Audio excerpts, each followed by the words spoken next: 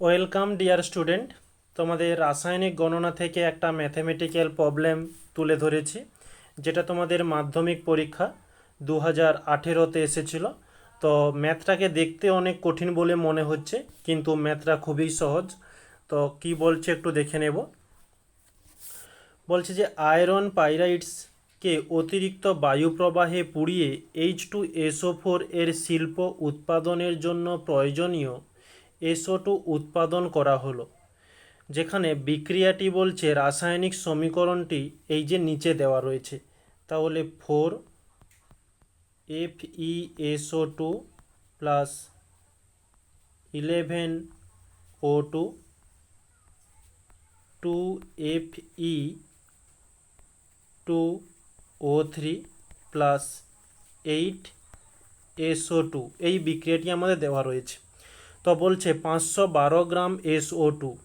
তো SO2 এর সামনে যেহেতু গ্রাম রয়েছে, এখানে আমরা SO2-র আণবিক ভরটি নির্ণয় করব। এস এর জন্য 32 আমাদের এই প্রশ্নেই দেওয়া রয়েছে, প্লাস ও এর জন্য 16, দুটিও রয়েছে, 2 দিয়ে গুণ দিলাম।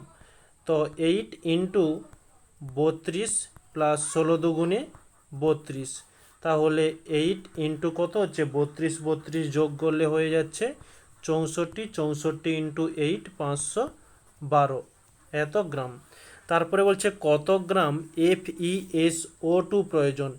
FeS2 এর আণবিক ভরটি নির্ণয় করে নেব।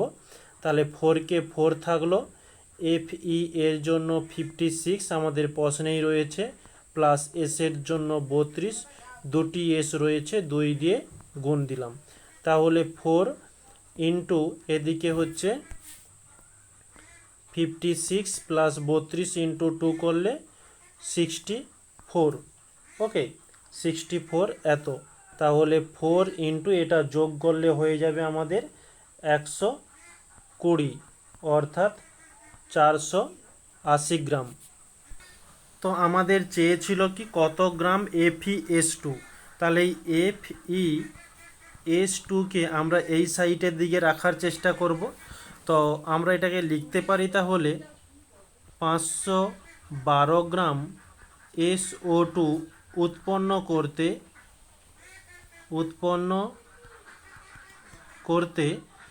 480 গ্রাম FeS2 প্রয়োজন। আর এটাই আমাদের প্রশ্নে চেয়েছে যে 512 গ্রাম SO2 উৎপাদনের জন্য কত গ্রাম FeS2 প্রয়োজন। তাহলে যে 512 গ্রাম SO2 উৎপাদনের করতে হলে যে 480 গ্রাম FeS2 প্রয়োজন, এটি হচ্ছে আমাদের অ্যান্সার। আর এটি তোমাদের এসেছিল মাধ্যমিক পরীক্ষা 2018-তে। ওকে, তাহলে সবাইকে থ্যাংক ইউ বলে আজকের এই ছোট্ট ক্লাসটিকে এখানে সমাপ্ত করছি।